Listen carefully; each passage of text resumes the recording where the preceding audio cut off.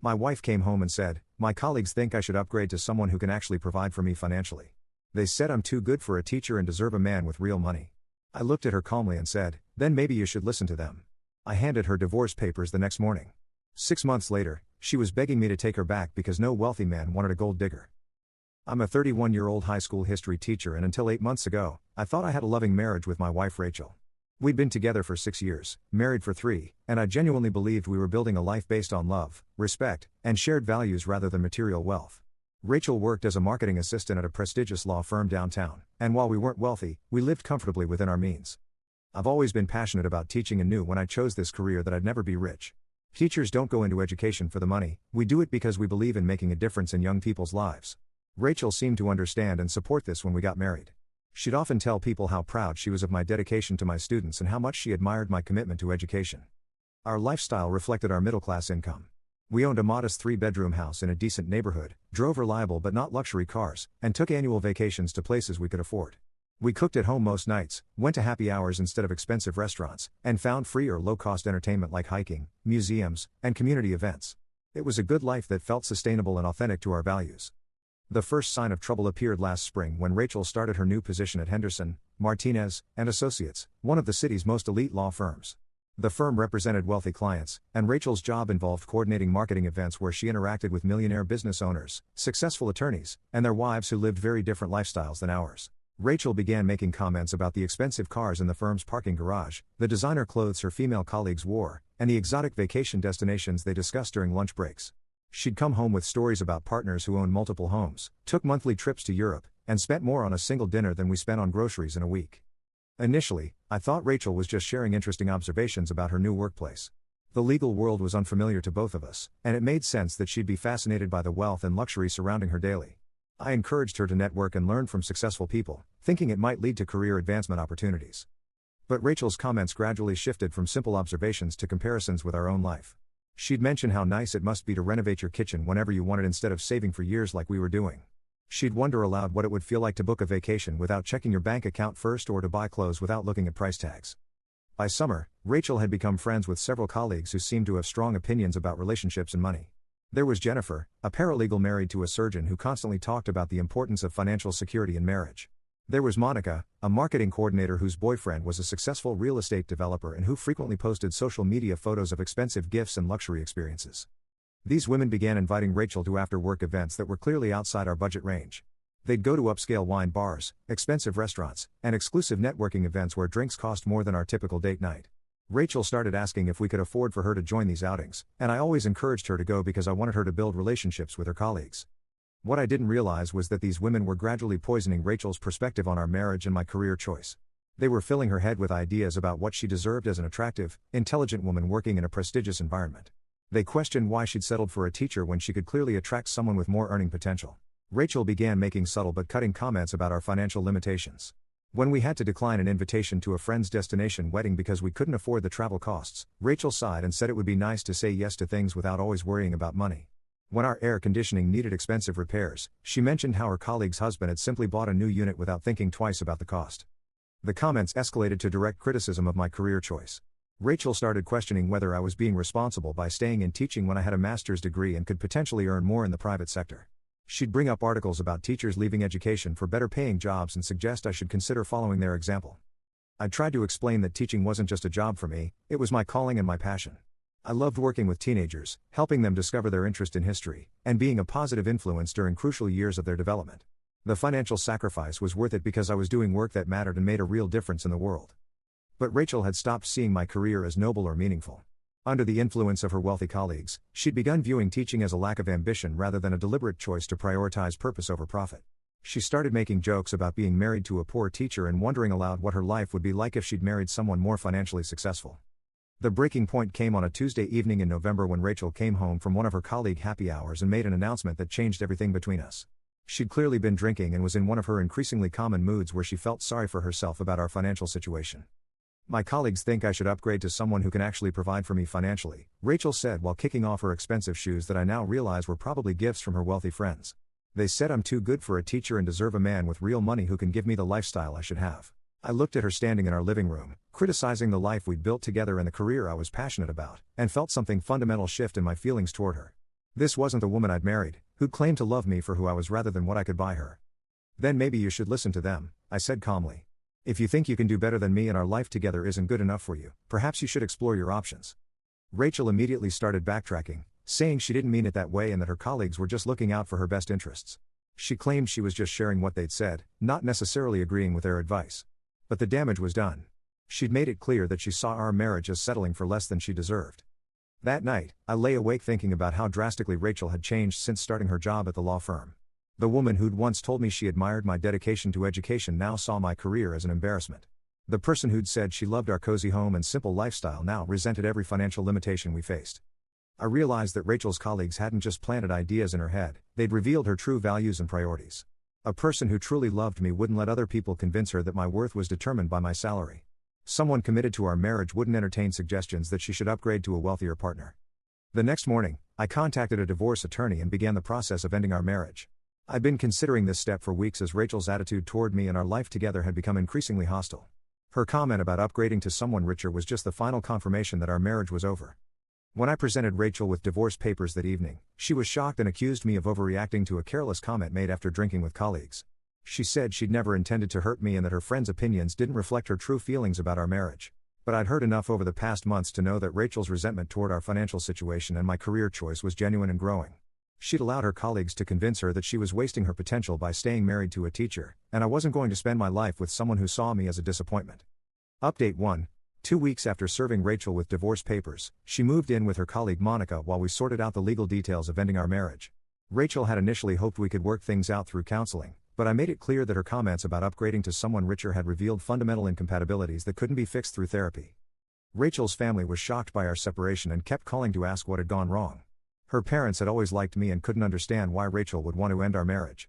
When they learned about her colleagues' influence and her comments about finding someone wealthier, they were disappointed and tried to convince her she was making a terrible mistake. But Rachel was determined to prove that her colleagues were right about her deserving someone with more money. She started dating aggressively, using dating apps that specifically targeted successful, wealthy men. Monica and Jennifer helped her create profiles that emphasized her education, her job at the prestigious law firm, and her expensive tastes in restaurants and travel. According to mutual friends, Rachel was going on multiple dates per week with doctors, lawyers, business owners, and other high-earning professionals. She'd post photos on social media of expensive dinners, luxury hotel bars, and upscale events that these men took her to. It seemed like she was living the wealthy lifestyle she'd always wanted. Meanwhile, I was rediscovering how much I enjoyed my independence and my work without the constant criticism and financial pressure Rachel had been creating. My students were responding well to new teaching methods I'd been developing, and I'd been selected to participate in a summer program that would enhance my curriculum and potentially lead to department leadership opportunities. I'd also started dating someone new, though I was taking things very slowly after the emotional damage from Rachel's betrayal. Sarah was a nurse at the local hospital who understood the reality of working in a helping profession that doesn't prioritize financial gain over service to others. She appreciated my dedication to teaching and never made me feel inadequate about my middle-class lifestyle. The contrast between Sarah's supportive attitude toward my career and Rachel's growing resentment had been eye-opening. Sarah would ask about my students' progress, celebrate my teaching achievements, and encourage my professional development without constantly pointing out how much more money I could make in other fields. Rachel's divorce attorney had initially tried to argue for substantial alimony payments, claiming that Rachel had become accustomed to a certain lifestyle during our marriage and needed financial support to maintain it. This was laughable considering Rachel was complaining that our lifestyle wasn't good enough and was actively seeking to upgrade to someone wealthier. My attorney pointed out that Rachel was employed full-time at a well-paying job and had explicitly stated that she wanted to find a partner who could provide more financial support than I could.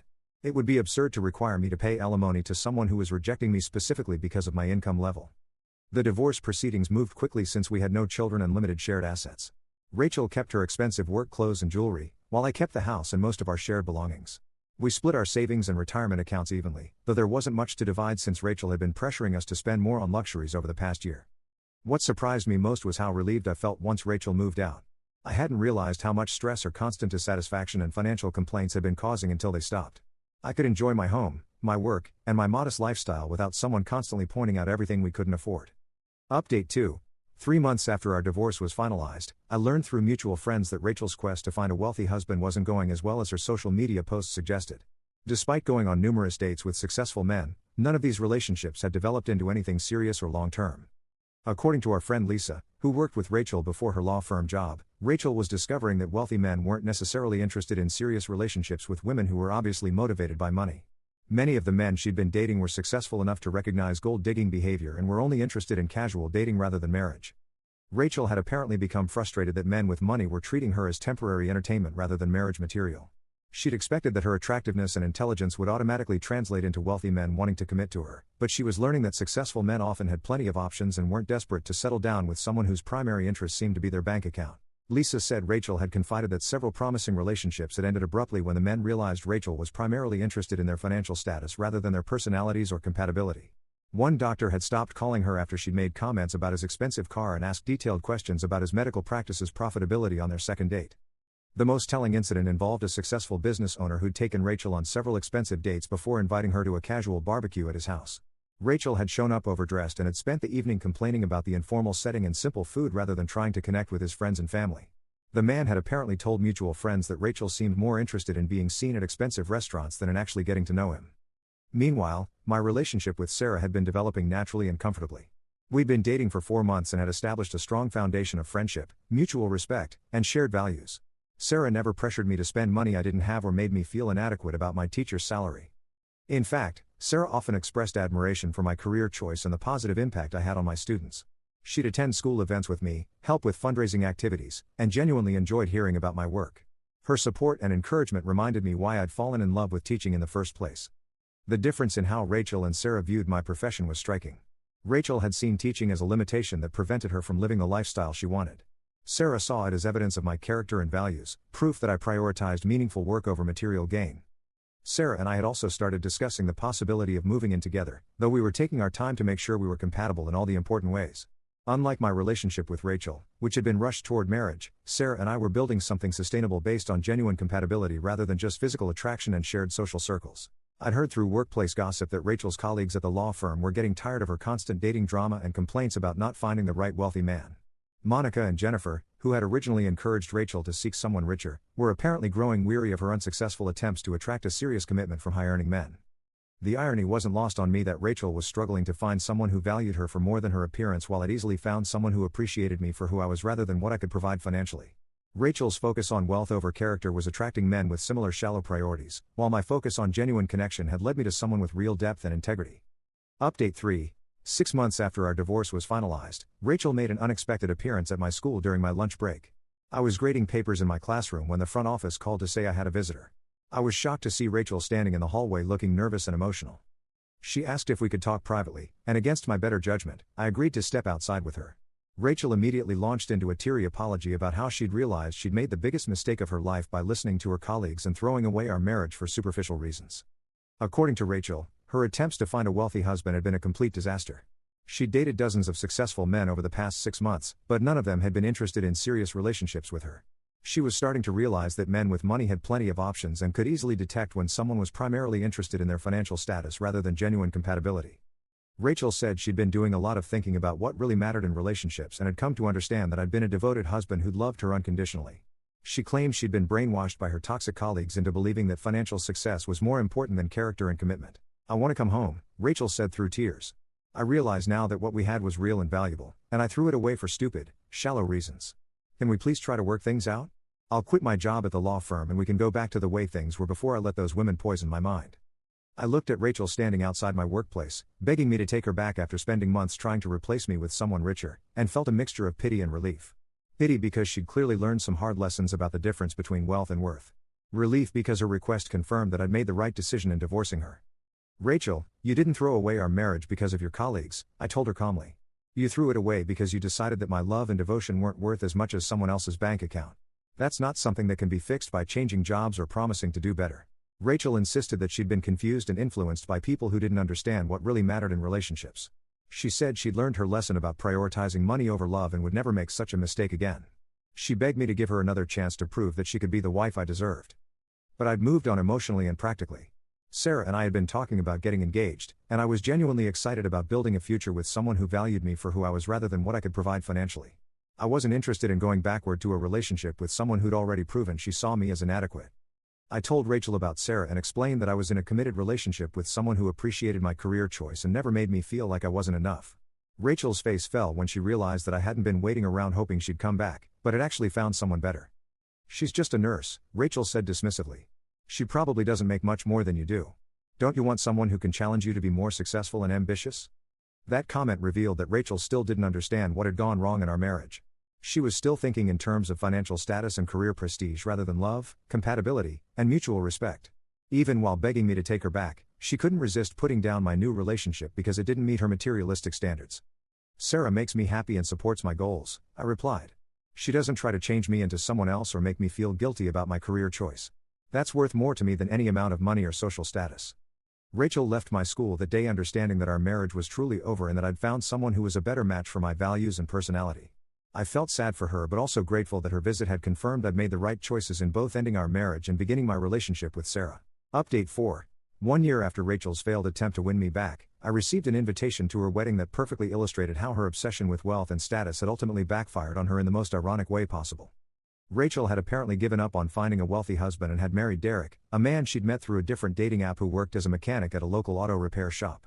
According to the wedding invitation and social media posts from mutual friends, Derek was a perfectly nice guy who treated Rachel well but earned significantly less money than I did as a teacher. The irony was rich. Rachel had divorced me because she thought she deserved someone who could provide more financial security than a teacher's salary could offer. After months of unsuccessful attempts to attract a wealthy husband, she'd ended up marrying someone who earned less than the man she'd rejected for not earning enough. My friend Lisa, who'd stayed in touch with Rachel throughout her dating adventures, said Rachel had finally realized that good men who treated women with respect were more valuable than wealthy men who saw women as disposable entertainment. Derek was apparently kind, loyal, and genuinely cared about Rachel's happiness rather than just using her for casual dating. But the wedding invitation also revealed how much Rachel had had to compromise her materialistic dreams. Instead of the elaborate destination wedding she'd always talked about wanting, Rachel and Derek had a simple ceremony at a local community center. Instead of an expensive honeymoon in Europe, they'd taken a long weekend camping trip to a nearby state park. Rachel was now living a more modest lifestyle than what we'd shared during our marriage, but according to Lisa, she seemed genuinely happy for the first time since starting her job at the law firm. Derek's lack of wealth meant Rachel couldn't maintain the expensive social life she'd developed with her colleagues, which had apparently been a blessing in disguise.